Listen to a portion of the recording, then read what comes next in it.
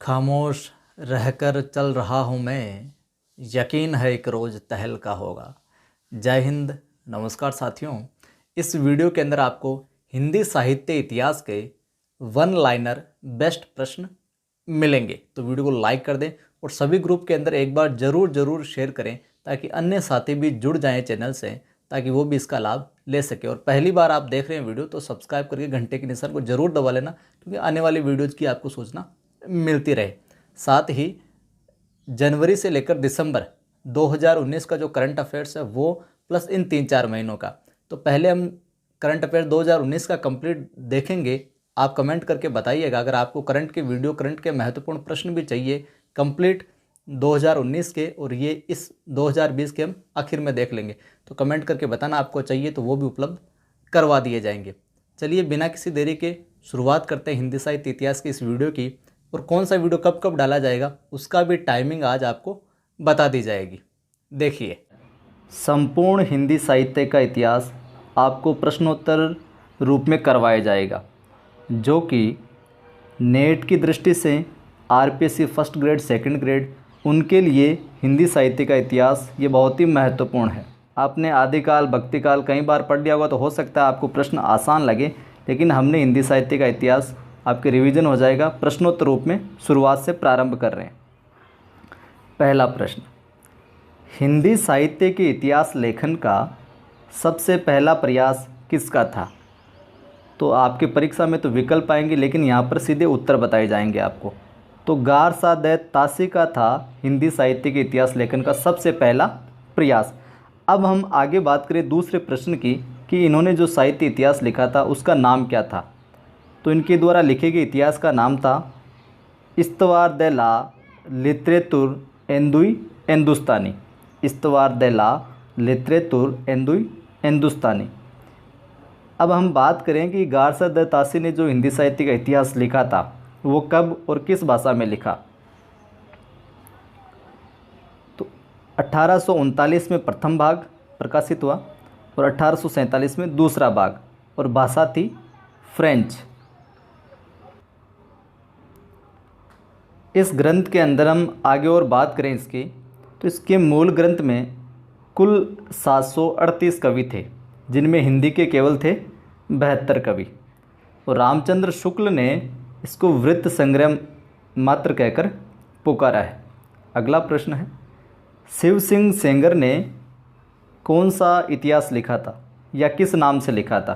तो शिव सिंह सेंगर ने जो लिखा वो था शिव सिंह सरोज, और लिखा था 1883 के अंदर, इसका प्रकाशन वर्ष। इसके बारे में जानते हैं शिव सिंह सेंगर के इतिहास के बारे में कुछ।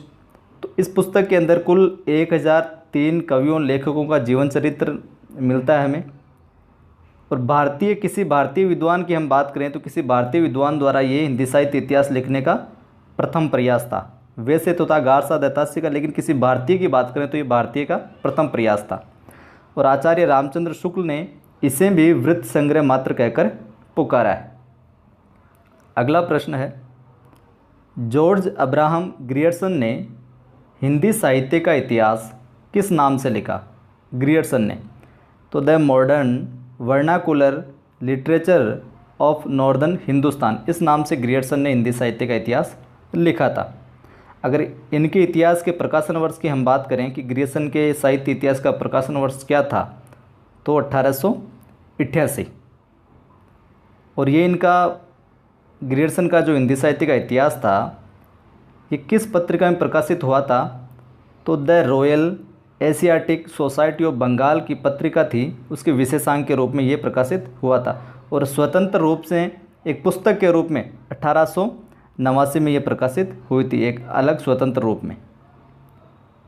ग्रियर्सन ने अपने साहित्य इतिहास को कितने भागों में विभाजित किया या कितने अध्यायों में विभाजित किया है?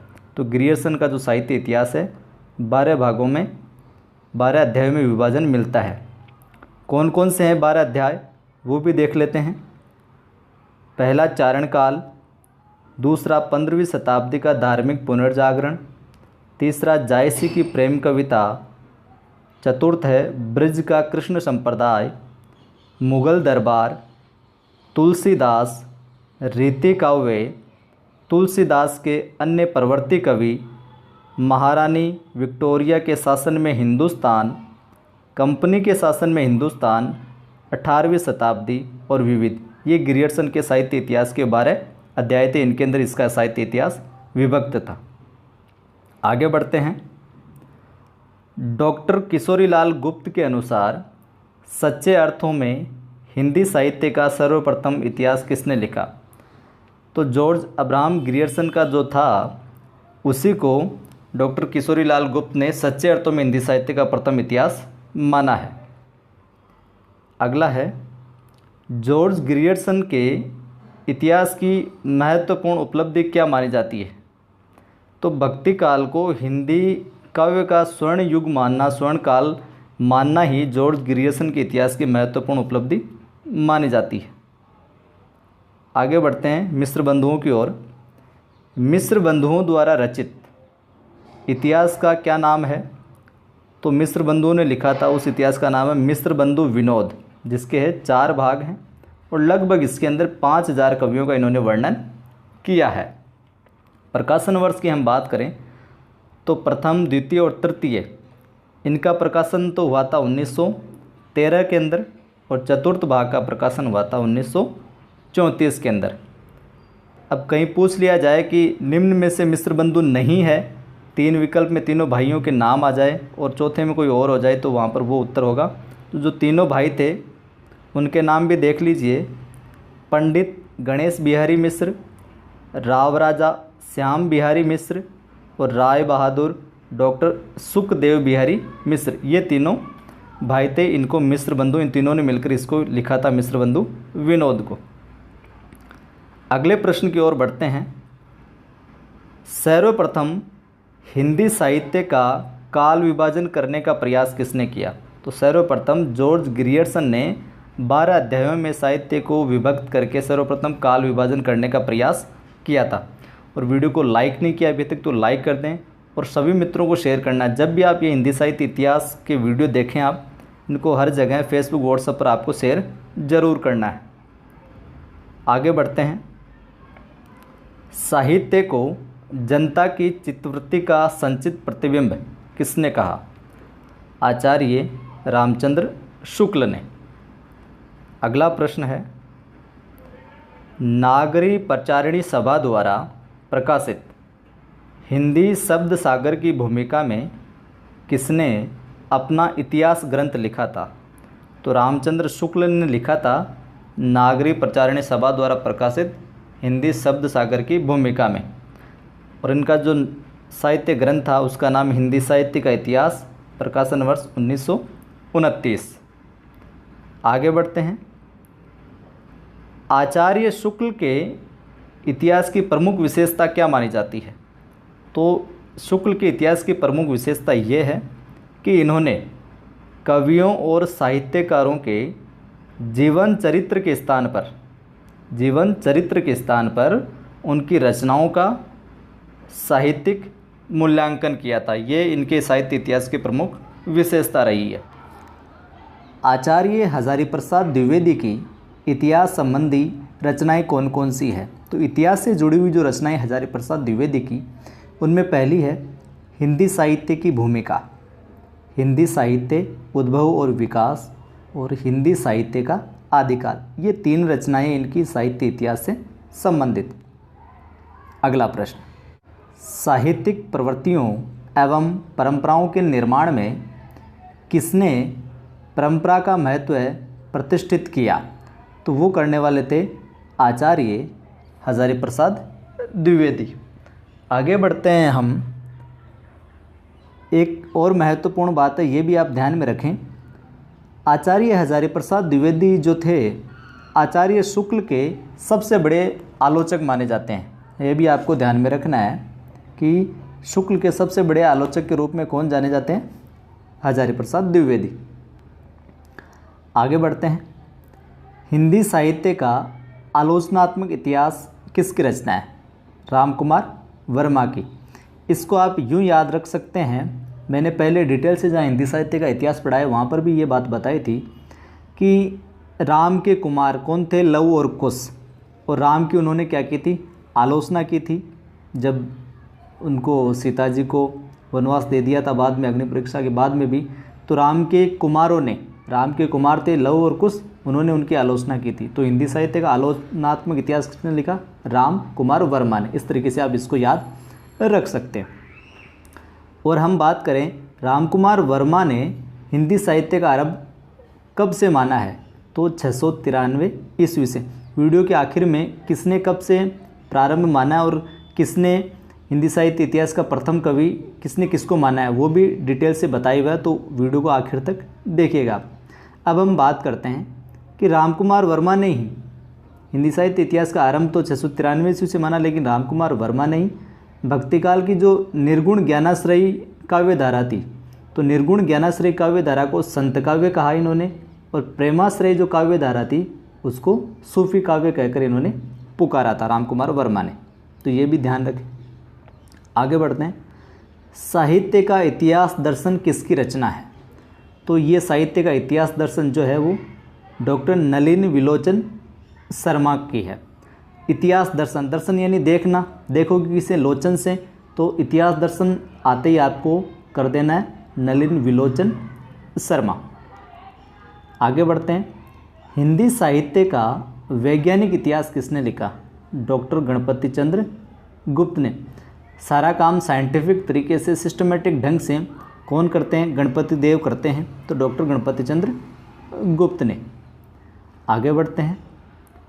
हिंदी साहित्य का दूसरा इतिहास किसने लिखा? तो डॉक्टर बच्चन सिंह ने। हिंदी साहित्य का दूसरा इतिहास किसने लिखा? डॉक्टर बच्चन सिंह ने। आगे बढ़ते हैं।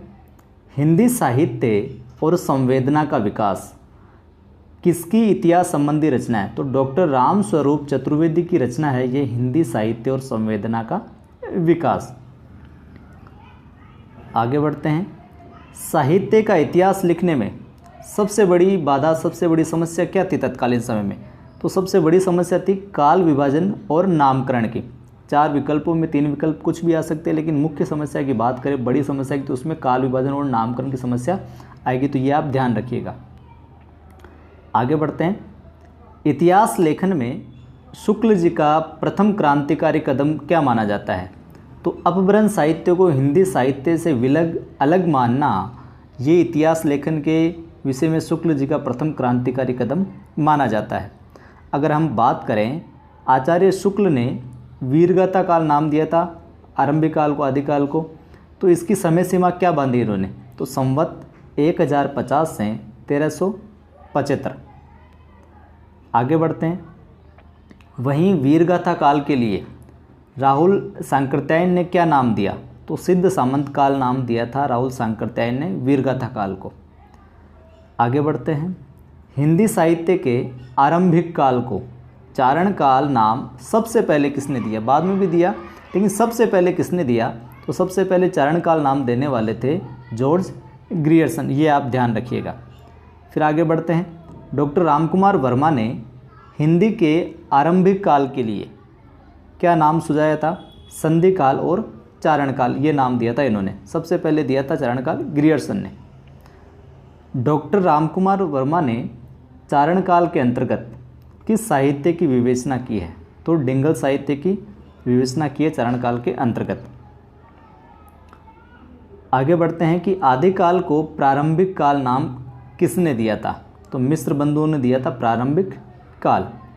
वहीं हिंदी साहित्य के लिए आरंभिक काल के लिए आदिकाल नाम किसने दिया? तो आदिकाल जो नाम है वो हजारी प्रसाद द्विवेदी ने दिया था, जिसको सर्वमान्य ज़्यादातर यही प्रचलित है। फिर अगले प्रश्न की ओर बढ़ते हैं। आदिकाल को बीजवपन काल किसने कहा था? तो महावीर प्रसाद द्विवेदी ने कहा था बीजवपन काल आदिकाल को। वीडियो को लाइक नहीं किया तो लाइक कर दें और सभी मित्रों को शेयर कर दें, फेसबुक व्हाट्सएप जितने भी। बार बार शेयर करने के लिए आपको कहना नहीं पड़े, क्योंकि हम मेहनत कर रहे हैं तो थोड़ा सा प्रयास आप भी करेंगे तो अपना ये चैनल, अपना जो ये परिवार है और उत्तरोत्तर वृद्धि करेगा। आगे देखते हैं। आरंभिक काल को वीर काल के नाम से किसने पुकारा था? तो वीर काल के नाम से पुकारा था विश्वनाथ प्रसाद सिंह ने। वीरगाथा काल तो दिया था शुक्ल जी ने और वीर काल पुकारा था विश्वनाथ प्रसाद सिंह ने। आगे देखते हैं। हिंदी साहित्य का इतिहास और रीति काव्य की भूमिका के रचनाकार कौन है? डॉक्टर नगेंद्र। रीति काव्य की भूमिका और हिंदी साहित्य का इतिहास किसने लिखा? डॉक्टर नगेंद्र ने। अब आगे कुछ महत्वपूर्ण चीज़ें, इनमें से अवश्य प्रश्न पूछा जाता है, नेट में भी पूछा जाता है, फर्स्ट ग्रेड में भी, KVS, DSSB, इन सभी में, कि हिंदी साहित्य का आरंभ विभिन्न विद्वानों के अनुसार कौन सा विद्वान हिंदी साहित्य का प्रारंभ है जो कब से मानता है? तो डॉक्टर रामकुमार वर्मा है, वो 693 ईस्वी से हिंदी साहित्य का आरंभ मानते हैं। वहीं राहुल सांकृत्यायन है जो 769 ईस्वी से मानते हैं। जॉर्ज ग्रियर्सन की बात करें तो ये 700 ईस्वी से मानते हैं। आचार्य शुक्ल की बात करें तो ये संवत 1050 से मानते हैं। हजारी प्रसाद द्विवेदी की बात करें तो ये 1000 ईस्वी से मानते हैं। नगेंद्र की बात करें तो ये शताब्दी में 7वीं शताब्दी से मानते हैं। और वहीं गणपति चंद्र गुप्त की बात करें तो ये 1184 से हिंदी साहित्य का आरंभ मानते हैं। कोशिश ये की जाती है कि किसी भी प्रश्न में, किसी भी आंकड़े में त्रुटि ना हो, फिर भी अगर कहीं आपको नज़र आती है तो उससे अवगत करा दिया करें, और मुझे ध्यान में आएगी तो अगली सीरीज़ में उसमें सुधार करवा दिया जाएगा, तो वो तो आप निश्चिंत रहें। आगे हम बात करते हैं कि हिंदी का प्रथम कवि विभिन्न विद्वानों के द्वारा। आगे पहले तो हमने देख लिया कि हिंदी साहित्य का आरंभ किन विद्वानों ने कब से माना। अब आगे हम बात करेंगे हिंदी का प्रथम कवि विभिन्न विद्वानों के द्वारा किस किस को माना गया, ये भी कई बार पूछा जाता है। तो स्वयंभू को हिंदी का प्रथम कवि माना है डॉक्टर रामकुमार वर्मा ने। स्वयंभू को किसने माना? डॉक्टर रामकुमार वर्मा ने।